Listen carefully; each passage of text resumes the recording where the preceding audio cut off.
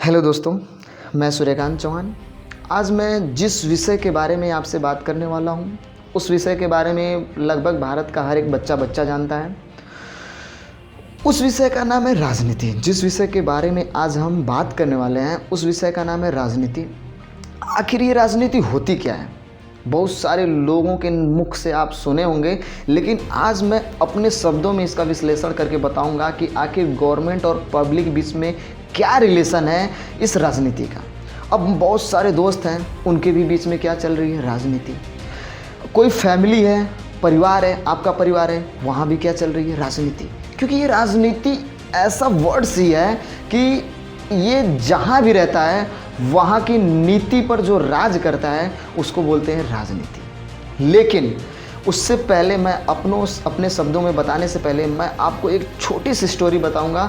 अगर इस स्टोरी को आप पूरा सुनते हैं तो आपका लगभग 50 to 60% आपका क्लियर हो जाएगा कि आखिर ये सच में राजनीति होती क्या है और इसके अंतर्गत क्या होता है।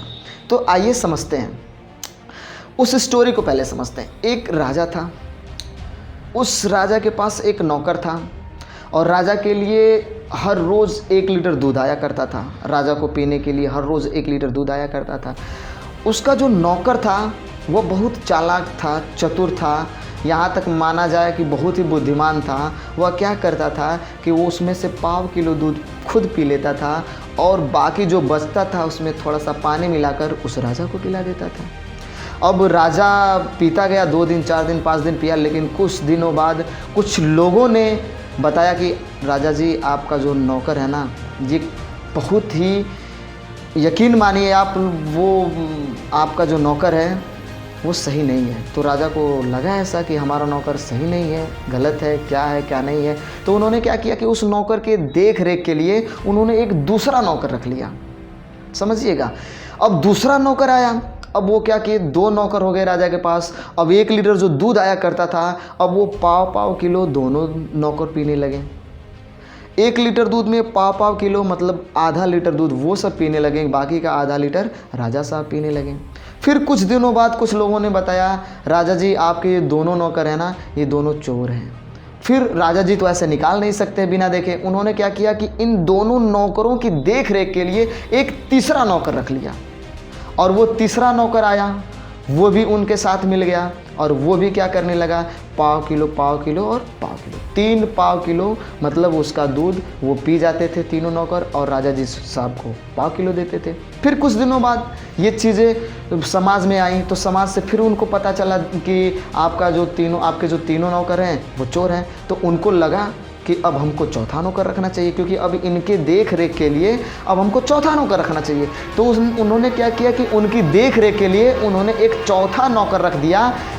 और वो चौथा नौकर जैसे ही आता है, अब 4 भागों में 1.5 किलो अगर आप 1 लीटर को बांटेंगे तो वो लगभग 1 लीटर पूरा ख़त्म हो जाता है। लगभग क्या, पूरा ख़त्म हो जाता है। तो अब ये इन चारों नौकरों को ऐसा लगा कि अगर हम ऐसा ही करते रहे तो राजा साहब को दूध नहीं मिलेगा, और जब राजा साहब को दूध नहीं मिलेगा तो हमको भी दूध नहीं मिलेगा। तो इन्होंने क्या किया कि जैसे ही दूध को गर्म किया इन्होंने, और उनके दिमाग में एक आया आइडिया। उन्होंने क्या किया, जैसे ही गर्म किया, दूध के ऊपर एक साड़ी होती है और वही साड़ी राजा जी जब सो गए थे तो उनकी मूँछों पर वो सब लगा के और बाकी का चारों नौकर 1.5 किलो करके पी गए, पूरा दूध पी गए। और जैसे सुबह हुई, राजा जी उठे। जैसे ही राजा जी उठे तो उनको ऐसा लगा कि भूख लगी है। उनको लगा कि अरे नौकर, या जो भी नाम लेके बुलाए होंगे, कि हमको बड़ी भूख लगी है, रात में आपने दूध नहीं पिलाया क्या? तो नौकर से साहब बोलते हैं, हमने तो आपको रात को दूध पिलाया था। और जैसे ही पहला नौकर कहता है कि हमने तो आपको दूध पिलाया था, वैसे भागते हुए दूसरा नौकर जाता है, एक आईना लाता है और राजा जी के जस्ट सामने रख देता है और कहता है, देखिए आपने तो रात को दूध पिया था। राजा जी देखते हैं, उनकी मूँछों पर साड़ी लगी हुई थी। अब उनको लगा कि हमने तो दूध पिया है। तो मैं आपसे जानना चाहता हूँ कि इसमें राजा कौन है और नौकर कौन है?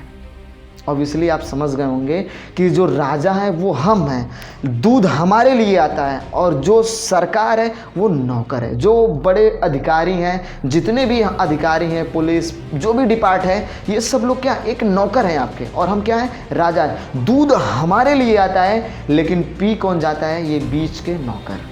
जो गवर्नमेंट से आता है हमारे लिए, लेकिन वो हमको मिल नहीं पाता क्योंकि हम राजा हैं, हमको हमारे तक आ नहीं पाता है, लेकिन वो चीज़ क्या होता है, हमारे तक पहुंच नहीं पाता है। अब आप बताइए, कभी कभी आप सुनते होंगे, मुझे ऐसा लगता है आप सुनते होंगे कि भारत का जैसे हर्षद मेहता 1992 स्कैम हो गया, बहुत सारे विजय माल्या, मतलब हमारे देश में कुछ जो पैसा होता है वो लूट करके कोई चला जाता है और हम सिर्फ आपस में बातें और गप्पे लड़ाते हैं कि अरे यहाँ का तो पैसा इतना लूट कर लेकर चला गया कोई, है इतना घोटाला हो गया। ये घोटाला होता किसका है? ये घोटाला हमारा होता है क्योंकि हम राजा हैं, हमारा घोटाला होता है और फिर भी हम बड़े मज़े से बात करते हैं कि अरे इतना का घोटाला हो गया, इतने करोड़ का, इतने हज़ार करोड़ का घोटाला हो गया।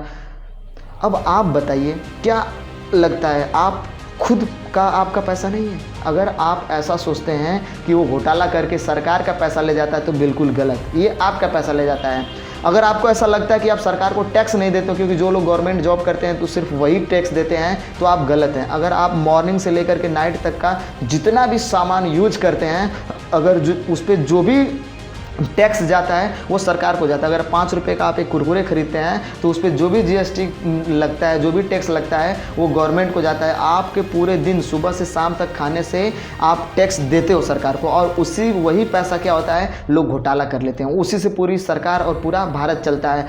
ये होता है इनडायरेक्ट टैक्स। और जो गवर्नमेंट जॉब करते हैं वो उनकी जॉब करते हैं, उनके बैंक से ही वो पैसा कट जाता है, उनके अकाउंट से ही वो पैसा कट जाता है, उसको बोलते हैं डायरेक्ट टैक्स। तो वो डायरेक्ट टैक्स वो डायरेक्ट पे करते हैं, और हम जो भी सामान यूज करते हैं अपने भारतवर्ष का, हम उसमें अपना जो भी सामान इस्तेमाल करते हैं वो जो टैक्स लगता है वो सरकार के खाते में जाता है। मतलब कि वो सारा पैसा हमारा ही होता है। अब आप समझ सकते हैं कि जो हमारा ही पैसा खा करके और हमसे ही दबंगई करे उसको क्या कहते हैं। थैंक यू दोस्तों, धन्यवाद।